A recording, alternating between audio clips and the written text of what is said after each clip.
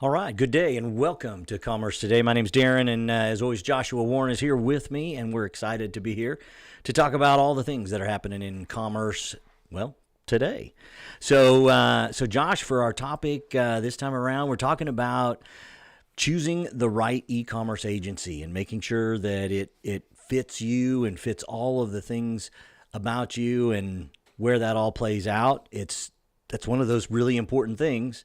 You need somebody that can scale with your business, be able to fit maybe even culturally as well, and just really have the right people, the right mix. So with that as our kind of laying the ground, the framework there, let's kick off, Josh, with you on what are those key factors, kind of the first and foremost key factors. Looks like we got about three of them here. What are those key factors that you see in this in the choosing the e-commerce agency? Yeah, there's a lot, and there's a lot of ways to choose an e-commerce agency. But I focus on three areas, and the first is industry expertise. And so, finding an agency that understands your specific market segment or your industry, and that doesn't have to be an exact match. I know sometimes I'll see these RFPs where it's like we want to see 7 examples where you have implemented an e-commerce site for a business that does exactly this, this, and this. And you go look and you're like, well, there's only 2 businesses in the world that even do that. So you don't have to get that close, but close enough. For instance, at Creativity, we do a lot of work with farm and home stores. And so not only is that retail and omni-channel retail, but it's kind of even a little bit tighter of a focus of farm and home stores. So when we start working with a farm and home store, we kind of already know the basics of how their operation is going to work, what their customers are going to expect, that sort of thing. That totally makes sense. So next up on that, technical expertise. How does that fit into this first avenue of choice? Yeah, so I feel like my first item I mentioned, everybody says that, but my next two are showing my background and my experience, and might be a little controversial in some ways. Before looking at designs, before looking at portfolios, before looking at all the awesome pictures they can show you, I actually recommend you dig into their technical expertise with the e-commerce platform or platforms that you're either working with or considering. So if they have a lot of proficiency, especially, if you're looking at something like Adobe Commerce, and it's something that can be a large implementation. Same thing with Salesforce Commerce Cloud, or heaven forbid you're looking at some of those older, bigger enterprise platforms. Technical expertise can really matter there, but even on something like Shopify or BigCommerce, there's an interesting question that came up on LinkedIn the other day that the average BigCommerce agency actually wasn't able to answer. It was only kind of the more experienced agencies that had enough technical experience to understand how, and it was a very obscure thing about basically the firewall and content delivery network works on BigCommerce. So don't assume just because you're going with a SaaS platform that you don't need someone with technical expertise. And then this becomes even more important. There's agencies out there starting to specialize in some newer platforms, especially newer to the US market, things like Shopware.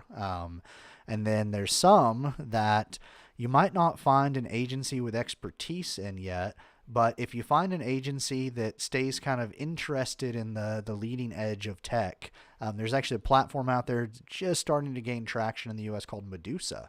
And I don't know if you're going to find a lot of agencies that could say, hey, I have 5 projects that are like yours that are on Medusa, but finding one that has that clear technical expertise that can address kind of a newer emerging platform. And that, not only is going to affect the work that's done on the site and basically is the project successful or not, but that starts to show up in really sneaky ways as well in how the site performs, how the site scales, how costly is it to maintain the site? How hard is it to go to a different agency? If you have an agency that doesn't have a lot of technical expertise and maybe takes a lot of shortcuts and hacks on your site, it's going to cost more to maintain, and it's going to be harder to work with another agency. Well, let me ask you this, staying right there on that technical expertise, because I really like that. Is there a maybe a question or two, and I'm sure there's a bazillion, but just off the top of your head, a question or two that maybe one of our listeners could use next time they're having a conversation and just ask something. And back in my day, it was always kind of stump the chump kind of thing. And I'm not talking about trying to necessarily stump the chump, but you want to be able to ask them a question in a way that they can demonstrate their expertise? So I think knowing the simplest way, especially if you're less technical, the simplest way is to just ask them what type of certifications, well, what type of developers do you have? What's their kind of seniority level? How long have they worked for your company? So are these just freelancers they're bringing in, or are these long-term employees? And then, yeah, what certifications do they have? And that could be a certification in a language. That could be a certification in the platform, but something that shows that technical expertise. Beyond that, especially if you have someone technical on your team you can bring to a call, I always like when people ask, something along the lines of what's the most challenging technical problem that you've solved on this platform, and how'd you go about solving it? And there's always fun stories when you get the right people on those calls. So. Yeah, that sounds great. That sounds great. And well, moving forward beyond just the technical expertise, we've also got to have some stability, and it's got to be scalable. How do we look at all that? Yeah. So again, not in a lot of people's top three when selecting an agency, but I really think it ought to be.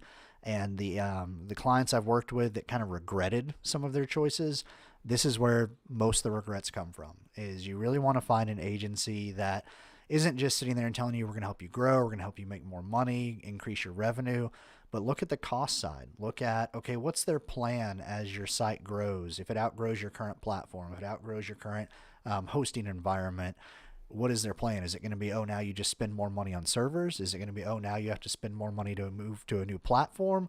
Or do they have a way to build your site or support your site to allow it to scale and to be stable? And again, we're recording this in October.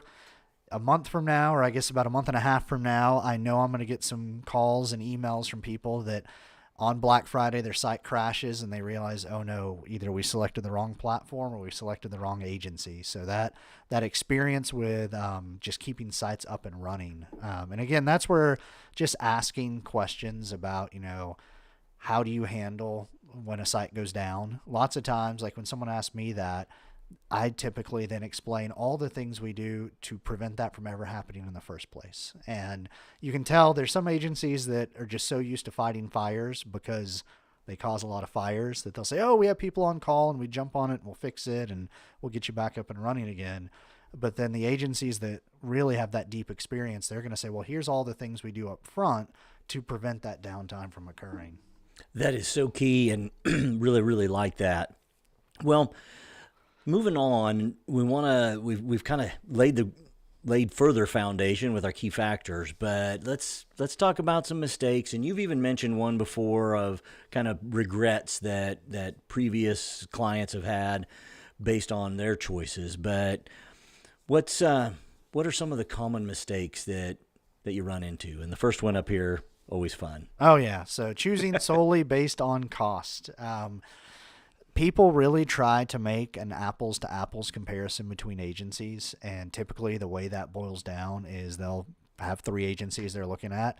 They'll line them all up and they'll say that one's the cheapest, or sometimes they'll say, we have 5 agencies, throw out the most expensive, throw out the least expensive, go with the cheapest that's left.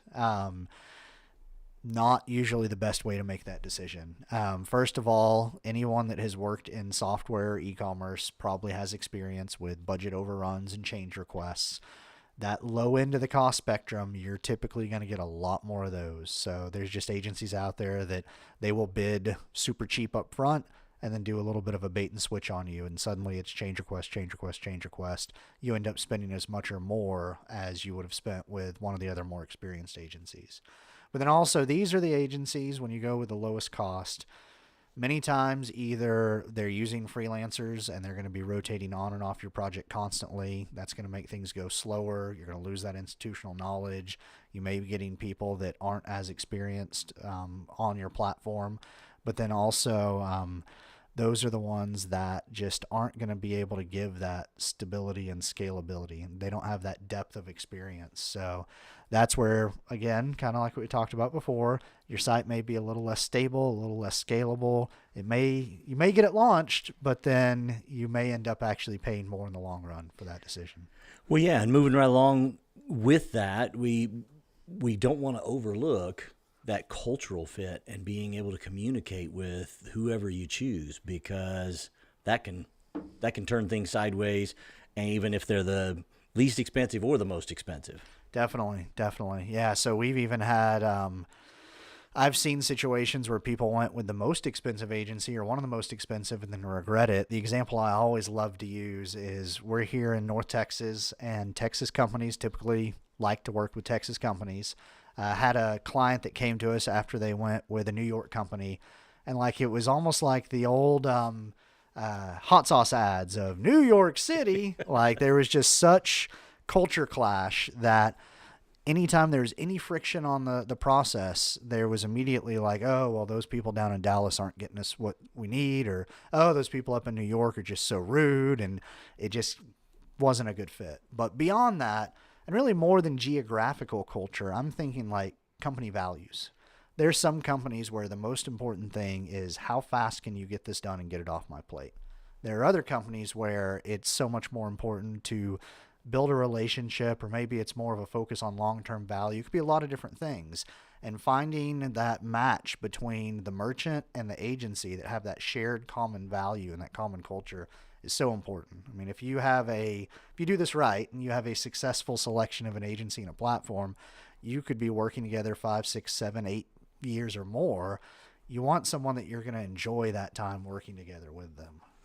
Excellent. Well, Josh, the next thing up here, this is one that I'm wondering if people just don't think about this, but the whole failing to ensure that you have data and code ownership. Tell me about that. Yeah, so luckily, the push to AI, people are starting to pay more attention to who owns their data and how it's stored. But I've been saying for, literally decades now, you need to own your code, you need to own your data. If you go with a SaaS platform, by default, you don't own your code. And nowadays, by default, sometimes you don't even own your data.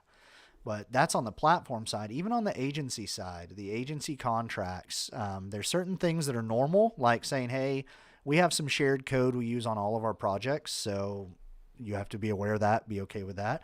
But then there's some little sneak things in there where they basically are trying to own your code. I actually was talking to someone recently where they're not allowed, their agency literally does not allow them to access the code. I'm like, but you're paying for the platform, you're paying for the implementation of the code, and you literally can't even get view access to it. So you don't want to end up in a situation like that.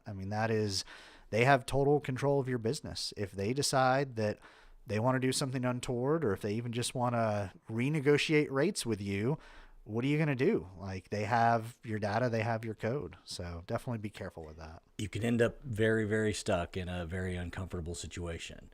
All right. Well, I already pinged you on this ahead of time, and so once again, I was ahead of myself on our show plan here. But no worries. I had asked you before about some questions that could be asked to these potential agencies, and so now's the chance to maybe go into a little bit more. I asked you specific around kind of just the technicalities of it, but how do they handle scalability challenges? Yeah, so that's definitely a great question to ask, and just ask them how they look at scaling, like how they plan for future growth, especially if you're considering adding product lines, or especially if you're considering adding a very different product line. You might even want to ask them about that, of what sort of support can they provide for that, because there's some agencies that to them it's all just data and it's all just products on the website, and they're not as experienced or focused on that, and others may have experience either in your vertical or a similar vertical of helping companies expand their product lines. All right. The next question up that we have is what is their approach to customization and flexibility? So obviously a very important question to ask. You're really looking to see how adaptable they are, but there's also a bit of a gotcha in this question.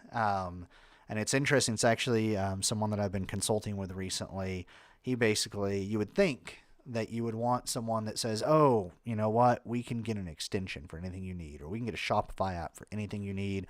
We'll keep your development costs low. All your customizations will be via these extensions and apps. Well, this person was actually complaining about that because they said, well, first of all, they just had way too many apps installed, but also that their agency kept recommending apps to them that didn't actually meet their business needs. And as they dug in deeper, they realized they didn't have the technical expertise to do customizations on this platform. So they just kept going to extensions and apps. And if that didn't meet the need, this agency didn't know how to help the merchant. And so you really want to make sure there's a balance there. So you want someone that, when it makes sense, is using something off the shelf, but also isn't afraid to say, hey, here's how you can build a custom solution to meet this need. Well, the last question we have here, and this is a good one always, can they provide case studies or client testimonials? Yeah, definitely. And this is where, again, if you're looking for overly specific case studies or testimonials, that can get tricky, but they should at least have a few people that you can talk to that can. And usually I would look not just for, hey, was the project successful, but ask these references more specific questions like, what's it like to work with them? What's the day-to-day of working with them? And again, you're almost looking for that cultural fit beyond just a basic, yes, the project was successful, or no, it wasn't.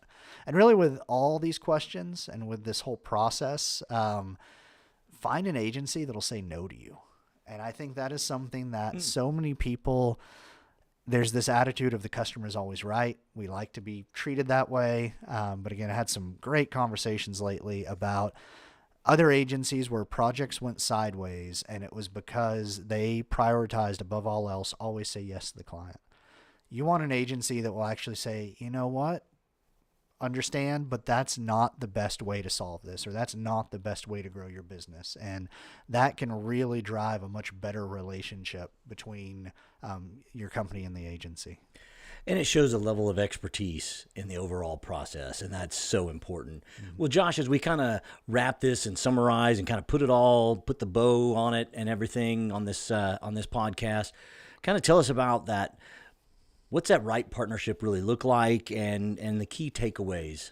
Yeah. So the right partnership, it's like any other partnership, really. It's a partnership. I think there's so many situations where the merchant will look at the agency as you're a vendor or you're a cost center, and the agency will look at the merchant as you're a source of revenue, you're a source of profit. And that is not, you break it down, that's involved. Money is always involved in this, but the right partnership really looks like a partnership, and it looks like understanding each other's businesses, understanding each other's motivations, and having some shared goals together and really growing together. And that's the most successful projects I've seen have really fit that pattern of both the merchant and the agency are growing together throughout the project. And sorry, I was just gonna add to that real quick. It's like hiring the best, your best employee. Mm-hmm. When that fits, it's just a fit.